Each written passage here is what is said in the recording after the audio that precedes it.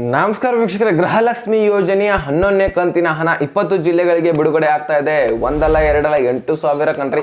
8,000 ಅಂದ್ರೆ 8,000 ಮಾತ್ರ ಅಲ್ಲ, ಅಂದ್ರೆ ಇಲ್ಲಿ ನಿಮಗೆ 4 ಕಂತುಗಳು ಪೆಂಡಿಂಗ್ ಉಳಿದಿದ್ರೆ 8,000 ಅಮೌಂಟ್ ಜಮಾ ಆಗ್ತಾ ಇದೆ. 2 ಕಂತುಗಳು ಪೆಂಡಿಂಗ್ ಉಳಿದಿದ್ರೆ 4,000 ಆಗ್ತಾ ಇದೆ. 3 ಕಂತುಗಳು ಉಳಿದಿದ್ರೆ 6,000 ಅಮೌಂಟ್ ನಿಮ್ಮ ಖಾತೆಗೆ ಜಮಾ ಆಗ್ತಾ ಇದೆ. ಸುಳ್ಳು ಸುದ್ದಿ ಅಂತ ಅನ್ಕೋಬೇಡಿ, ಒರಿಜಿನಲ್ ಆಗಿರುವಂತಹ ಮಾಹಿತಿನೇ ಹೇಳ್ತಾ ಇರೋದು. ಯಾಕಪ್ಪ ಅಂದ್ರೆ ಈಗಾಗಲೇ ಬಹಳಷ್ಟು ಡಿಲೇ ಆಗಿದೆ. ಈಗಾಗಲೇ ಎಲೆಕ್ಷನ್ ಟೈಮ್ದಲ್ಲಿ ನಿಮಗೆ ಹಣನೇ ಹೋಗಿಲ್ಲ. ಇದು ನನಗೂ ಗೊತ್ತು, ಅವ್ರಿಗೂ ಗೊತ್ತು, ನಿಮಗೂ ಗೊತ್ತು ವೀಕ್ಷಕರೇ. ಸೊ ಹಣ ಅಂತೂ ಹೋಗಿಲ್ಲ. ಯಾವುದೇ ಆಗಿರಲಿ ಅಂತ ಗೃಹಲಕ್ಷ್ಮಿ ಯೋಜನೆ ಆಗಿರಲಿ, ಅನ್ನಭಾಗ್ಯ ಆಗಿರಲಿ, ಯುವ ನಿಧಿ ಆಗಿರಲಿ, ಯಾವುದೇ ರೀತಿಯಾದಂತಹ ಅಮೌಂಟ್ ಅನ್ನ ರಿಲೀಸ್ ಮಾಡಿಲ್ಲ. ಎಲೆಕ್ಷನ್ದಲ್ಲಿ ಎಲ್ಲರೂ ಕೂಡ ಬ್ಯುಸಿ ಆಗಿರುವಂಥದ್ದು. ಸೊ ಎಲ್ಲರೂ ಒಂದು ನಾವು ಬರತ್ವೋ ಇಲ್ವೋ ಈ ರೀತಿಯಾದಂತಹ ಒಂದು ಪ್ರಾಬ್ಲಮ್ ನಲ್ಲಿ ಸಿಕ್ಕೊಂಡಿರ್ತಾರೆ. ಸೊ ಯಾರು ಬರ್ತಾರೆ, ಯಾರಿಲ್ಲ, ಯಾರು ಆಯ್ಕೆ ಆಗ್ತಾರೆ, ಯಾರಿಲ್ಲ, ನಾವು ಎಷ್ಟು ಸೀಟ್ ಬರ್ತೀವಿ, ಅದು ಇದು ಅಂತ ಸಿಕ್ಕಾಪಟ್ಟೆ ಪ್ರಾಬ್ಲಮ್ದಲ್ಲಿರ್ತಾರೆ. ಸೊ ಇಂತಹ ಸಂದರ್ಭದಲ್ಲಿ ಕೇರ್ ಮಾಡಿಲ್ಲ ಗೃಹಲಕ್ಷ್ಮಿ ಯೋಜನೆಯ ಬಗ್ಗೆ, ಅನ್ನಭಾಗ್ಯ ಯೋಜನೆ ಬಗ್ಗೆ ಮುಖ್ಯವಾಗಿ. ಸೊ ಅದಕ್ಕೋಸ್ಕರ ಇನ್ಮೇಲಿಂದ ಅಮೌಂಟ್ ಕರೆಕ್ಟ್ ಆಗಿ ಬರ್ತಾ ಹೋಗುತ್ತೆ ವೀಕ್ಷಕರೇ. ಸೊ ಈ ಒಂದು ವಾರದಲ್ಲಿ ಆದಷ್ಟು ಎಲ್ಲರ ಖಾತೆಗೆ 11ನೇ ಕಂತಿನ ಹಣ ಮುಕ್ತಾಯ ಮಾಡಲು ನೋಡ್ತಾರೆ. ನೆಕ್ಸ್ಟ್ ನೋಡ್ಬೋದು ನೀವು 12ನೇ ಕಂತಿನ ಹಣ ಕೂಡ ರಿಲೀಸ್ ಮಾಡೋರಿದ್ದಾರೆ. ಸೊ 12ನೇ ಕಂತಿನ ಹಣ ಯಾವಾಗ ರಿಲೀಸ್ ಆಗುತ್ತೆ ಅಂದ್ರೆ ಜುಲೈ ಫಸ್ಟ್ ವೀಕ್ ನಲ್ಲಿಯೇ ಒಂದು ರಿಲೀಸ್ ಆಗೋದು. ಈ ಒಂದು ತಿಂಗಳಿನಂತರೂ ರಿಲೀಸ್ ಆಗಲ್ಲ. 11ನೇ ಕಂತಿನ ಹಣ ಬಂದವರು ತಲೆ ಕೆಡಿಸ್ಕೊಳ್ಳಿಕ್ ಹೋಗ್ಬೇಡಿ. 12ನೇ ಕಂತಿನ ಹಣಕ್ಕೆ 12ನೇ ಕಂತಿನ ಹಣ ಏನಿದೆಲ್ಲ ಜುಲೈನ ಫಸ್ಟ್ ವೀಕ್ ನಲ್ಲಿನೇ ಬರುತ್ತೆ. ತಲೆ ಕೆಡಿಸ್ಕೋಬೇಡಿ. ಆದ್ರೆ ಇಲ್ಲಿ 11ನೇ ಕಂತಿನ ಹಣ ಏನಿದೆ ಅಲ್ಲ, ಇದು 20 ಜಿಲ್ಲೆಗಳಿಗೆ ಬಿಡುಗಡೆ ಆಗ್ತಾ ಇದೆ. ಮತ್ತೆ ನಾಳೆನೂ ಕೂಡ ಬಿಡುಗಡೆ ಆಗುತ್ತೆ, ನಾಡ್ದು ಕೂಡ ಬಿಡುಗಡೆ ಆಗುತ್ತೆ. ಸೊ ದಿನೇ ಸ್ವಲ್ಪ ಜನರಿಗೆ ಬಿಡುಗಡೆ ಆಗ್ತಾ ಇರುತ್ತೆ.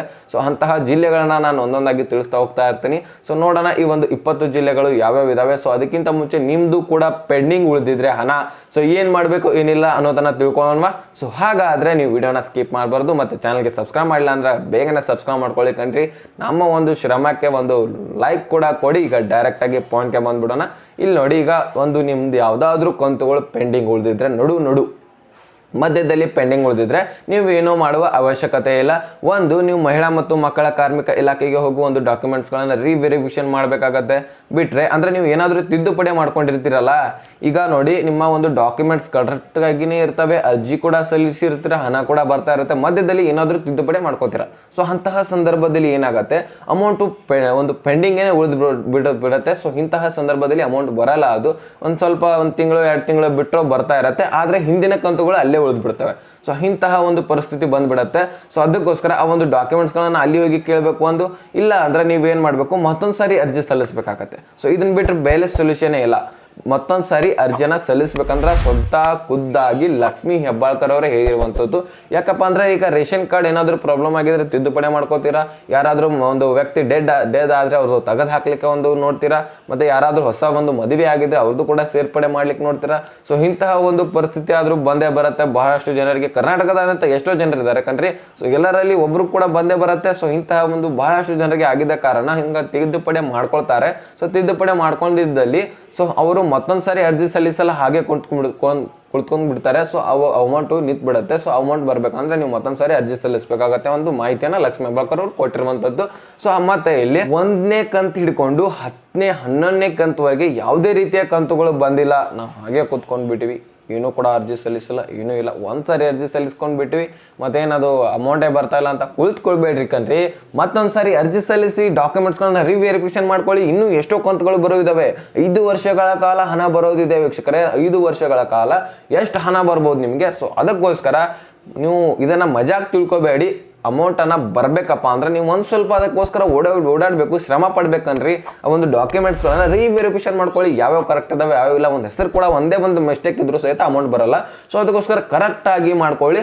ಸೊ ಆಮೇಲೆ ಆ ಒಂದು ಯೋಜನೆಗಳ ಒಂದು ಹಣವನ್ನ ಪಡಿತಾ ಹೋಗಿ. ಮತ್ತೆ ಯಾವ್ಯಾವ ಸ್ಕೀಮ್ಗಳು ಬರ್ತಾ ಇರ್ತವೆ, ಅವು ಸ್ಕೀಮ್ಗಳು ಬೇಕಂದ್ರೆ ಡಾಕ್ಯುಮೆಂಟ್ಸ್ ಮೊದಲಾಗಿ ಕ್ಲಿಯರ್ ಬೇಕು. ಯಾವುದೇ ಒಂದು ಸ್ಕೀಮ್ ನೀವು ಪಡಿಬೇಕಂದ್ರೆ ಡಾಕ್ಯುಮೆಂಟ್ಸ್ಗಳು ಮೊದಲು ಕ್ಲಿಯರ್ ಇರಬೇಕಾಗತ್ತೆ. ಸೊ ಅದಕ್ಕೋಸ್ಕರ ಹೇಳ್ತಾ ಇದ್ದೀನಿ, ಮೊದಲು ಡಾಕ್ಯುಮೆಂಟ್ಸ್ ಗಳನ್ನ ಕ್ಲಿಯರ್ ಇಟ್ಕೊಳ್ಳಿ. ಯಾವ ಸಂದರ್ಭದಲ್ಲಿ ಯಾವ ಒಂದು ಯೋಜನೆ ಬರುತ್ತೆ ಹೇಳಕ್ ಬರಲ್ಲ. ಸೊ ಯೋಜನೆ ಬಂದ ಮೇಲೆ ಓಡಾಡ್ತಂದ್ರೆ ಸರ್ವರ್ ಇಶ್ಯೂ ಇರುತ್ತೆ. ನೀವು ಸರ್ವರ್ ಇಶ್ಯೂ ಆಗಿರೋದ ಕಾರಣಕ್ಕಾಗಿನೇ ನಿಮ್ದು ಈ ಪರಿಸ್ಥಿತಿ ಬಂದಿರೋದು. ಮತ್ತೆ ನೀವು ಏನಾಗಿದೆ ಕರೆಕ್ಟ್ ಆಗಿದೆ ಅಂತಾನೆ ಅನ್ಕೊಂಡಿರ್ತೀರ. ಸೊ ಆದ್ರೆ ಅಲ್ಲಿ ಹೋಗಿ ಫೆಚ್ ಆಗಿರಲ್ಲ, ಅದು ಸರ್ವರ್ ಇಶ್ಯೂ ಇಂದ ಕಾರಣ ಅಲ್ಲಿ ನಡುವೆ ನಿಂತು ಬಿಡತ್ತೆ. ಸೊ ಯಾವುದೇ ರೀತಿಯಾದಂತಹ ಡಾಕ್ಯುಮೆಂಟ್ಸ್ ಕ್ಲಿಯರ್ ಆಗಿರಲ್ಲ, ಆದರೆ ಅವ್ರು ಈ KYC ಆಗಿದೆ ಅದು ಇದು ಅಂತ ಅವರು ಎಲ್ಲಿ ಹೋಗಿ ಮಾಡಿಸ್ತಾ ಇರ್ತಾರೆ, ಅವರಂತರೂ ಹೇಳ್ಬಿಡ್ತಾರೆ. ಸೊ ಅದನ್ನು ನಂಬ್ಕೊಂಡ್ಬಿಟ್ಟು ನೀವು ಇಲ್ಲಿ ಬಂದುಬಿಡ್ತೀರ ಮನೆಗೆ. ಸೊ ಇಂತಹ ಪರಿಸ್ಥಿತಿ ಉಂಟಾಗ್ಬಿಡುತ್ತೆ ನೋಡಿ. ಸೊ ಅದಕ್ಕೋಸ್ಕರ ಇಂತಹ ಯಾರೂ ಒಂದು ಯಾವುದೇ ಯೋಜನೆ ಒಂದು ಸಂಪಿಲ್ಲದ ಕಾರಣದಲ್ಲಿ ಸೊ ನೀವು ಆರಾಮಾಗಿ ಹೋಗಿ ಆ ಒಂದು ತಿದ್ದುಪಡಿ ಮಾಡ್ಕೊಂಡ್ಬಿಟ್ರೆ ಸೊ ಆರಾಮಾಗಿ ನಿಮ್ಮದು ಏನೂ ಇಲ್ಲದೇ ಒಂದು ಕ್ಲಿಯರ್ ಆಗಿಬಿಡುತ್ತೆ. ಮತ್ತು ಮುಂದಿನ ಹೊಸ ಹೊಸ ಯೋಜನೆಗಳು ಬರ್ತಾ ಇರ್ತವೆ. ಸೊ ಅಂತಹ ಯೋಜನೆಗಳು ಹೆಲ್ಪನ್ನು ಪಡಿತಾ ಹೋಗ್ಬೋದು. ಸೊ ಇದು ಬಹಳಷ್ಟು ಡಿಲೇ ಆಗ್ತಾ ಇದೆ, ಒಂದು ವಿಡಿಯೋ ದೊಡ್ಡ ಲಾಂಗ್ ಆಗ್ತಾ ಇದೆ, ನಿಮಗೂ ಕೂಡ ಬೇಸರ ಬರುತ್ತೆ. ಸೊ ಈಗ 20 ಜಿಲ್ಲೆಗಳನ್ನ ನಾನು ತಿಳಿಸ್ಕೊಟ್ಬಿಡ್ತೀನಿ. ಸೊ ನೀವು ಕೂಡ ಬೇಜಾರಾಗ್ಬೋದಲ್ಲ. ಸೊ ನೋಡಿ ಇಲ್ಲಿ ಹಾಸನ, ಗದಗ, ಬಳ್ಳಾರಿ, ಕಲಬುರಗಿ, ವಿಜಯನಗರ, ಧಾರವಾಡ, ಯಾದಗಿರಿ, ಉತ್ತರ ಕನ್ನಡ, ದಕ್ಷಿಣ ಕನ್ನಡ, ದಾವಣಗೆರೆ, ಉಡುಪಿ, ತುಮಕೂರು, ಚಿತ್ರದುರ್ಗ, ಚಿಕ್ಕಮಗಳೂರು, ಶಿವಮೊಗ್ಗ, ರಾಯಚೂರು ಮತ್ತು ಚಿಕ್ಕಬಳ್ಳಾಪುರ, ಚಾಮರಾಜನಗರ, ಮೈಸೂರು, ವಿಜಯಪುರ, ಬೀದರ್ ಹಾಗೂ ಮಂಡ್ಯ ಇಷ್ಟು ಜಿಲ್ಲೆಗಳಿಗೆ ಅಮೌಂಟು ಬಿಡುಗಡೆ ಆಗ್ತಾ ಇದೆ ಕಣ್ರಿ. ಸೊ ಉಳಿದವರು ಜಿಲ್ಲೆದವರು ತಲೆ ಕೆಡ್ಸ್ಕೊಳಕ್ಕೆ ಹೋಗಬೇಡಿ, ನಾಳೆ ರಿಲೀಸ್ ಆಗ್ಬೋದು. ಸೊ ನಾಳೆ ಯಾವ ಜಿಲ್ಲೆಗಳು ಬರ್ತಾವಂತ ಮುಂದಿನ ವಿಡಿಯೋದಲ್ಲಿ ತಿಳಿಸ್ಕೊಡ್ತೀನಿ ನಾಳೆ. ಸೊ ಹಾಗಾದರೆ ಈ ಒಂದು ಜಿಲ್ಲೆದವರು ನಿಮ್ಮ ಖಾತೆಗೆ ಇಂದು ಅಮೌಂಟ್ ಹೆಚ್ಚಾಗಿ ಜಮಾ ಆಗುವಂತಹ ಸಾಧ್ಯತೆ ಇರುತ್ತೆ. ಯಾಕಂದರೆ ಪೆಂಡಿಂಗ್ ಉಳಿದಿರುವಂತಹ ಹಣ ಭಾಳಷ್ಟು ಇದೆ ಕಣ್ರಿ. ಸೊ ಅದಕ್ಕೋಸ್ಕರ ಅವು ಸೇರಿಸಿ ಹಾಕ್ತಾರೆ ಅಂತ ಮಾಹಿತಿ ಕೊಟ್ಟಿದ್ದಾರೆ. ಸೊ ಅದನ್ನು ನಾನು ನಿಮಗೆ ತಿಳಿಸ್ಕೊಟ್ಟಿದ್ದೀನಿ, ಏನು ಮಾಡಬೇಕು ಏನಿಲ್ಲ ಅದು ಕೂಡ ತಿಳಿಸ್ಕೊಟ್ಟಿದ್ದೀನಿ. ಸೊ ಹಾಗಾದರೆ ಈ ಒಂದು ಮಾಹಿತಿ ಅರ್ಥ ಆಗಿದೆ ಅಂತ ಅನ್ಕೋತೇನೆ, ಜಿಲ್ಲೆಗಳು ಕೂಡ ಅರ್ಥ ಆಗಿದೆ ಅಂತ ಅನ್ಕೋತೇನೆ. ಈ ಒಂದು ಜಿಲ್ಲೆದರು ಕಮೆಂಟಲ್ಲಿ ಹೇಳಿ, ನಿಮ್ಮ ಯಾವ ಜಿಲ್ಲೆ ಅನ್ನೋದನ್ನು ಕಮೆಂಟಲ್ಲಿ ಹೇಳಿ ಸಾಕು. ಬಂದಿಲ್ಲ ಅಂದ್ರೂ ಸಹಿತ ಹೇಳಿ, ಬಂದಿದ್ರು ಸಹಿತ ಹೇಳಿ. ನೋಡೋಣ ಎಷ್ಟು ಜಿಲ್ಲೆಗಳಿಗೆ ಹಾಕ್ತಾ ಇದ್ದಾರೆ, ಎಷ್ಟು ಜಿಲ್ಲೆಗಳಿಗೆ ಇಲ್ಲ ಎಂಬುದನ್ನು ಕೂಡ ನಿಮ್ಮ ಅಭಿಪ್ರಾಯದಿಂದ ತಿಳ್ಕೊಳ್ಳೋಣ. ಸೊ ಹಾಗಾದರೆ ಈ ಒಂದು ಮಾಹಿತಿ ಅರ್ಥ ಆಗಿದೆ ಅಲ್ವಾ? ಸೊ ಅರ್ಥ ಆದರೆ ಲೈಕ್ ಮಾಡಿ, ನಿಮ್ಮ ಸ್ನೇಹಿತರಿಗೂ ಕೂಡ ಶೇರ್ ಮಾಡಿ, ಹಾಗೆ ಸಬ್ಸ್ಕ್ರೈಬ್ ಮಾಡಿ ಅಂತ ಹೇಳ್ತಾ ಮತ್ತೆ ಮುಂದಿನ ಮಾಹಿತಿಯನ್ನು ಸಿಗೋಣ. ಅಲ್ಲಿ ತನಕ bye bye, take care friends.